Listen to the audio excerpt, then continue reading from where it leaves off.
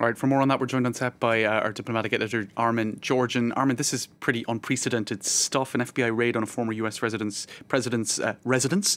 What are we to make of this?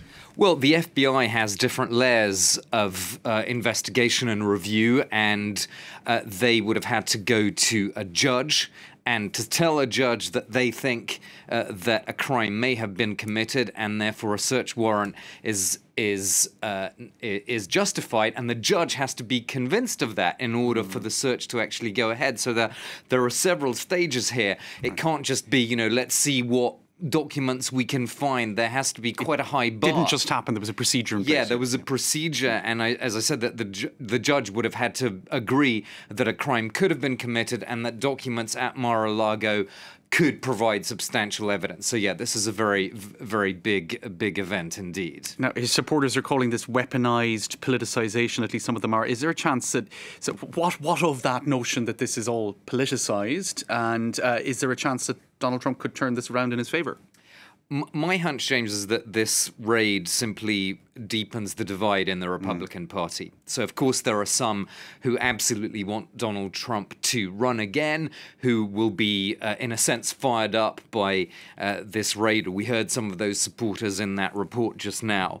But there are also Republicans who are saying it's now time to move on, that it's time to have a different candidate in 2024 that is not going to drag the party constantly back to all the controversies of the past, and there are many of them. This is just the latest in a whole series, this question of the White House government, the White House records, but there's the January the 6th question, of course, the Capitol riot. There's the alleged election interference where, the famous comment Trump said, could you find me 11,000 votes in Georgia, that probe is still going on. There's the financial affairs, which are still being probed in some way, accusations of sexual misconduct. On it goes. So there are some Republicans who say it's actually time to move on. And interestingly, focus groups that have been conducted by Republican strategists have found that even among Trump supporters, there are people worrying about whether he's electable or not.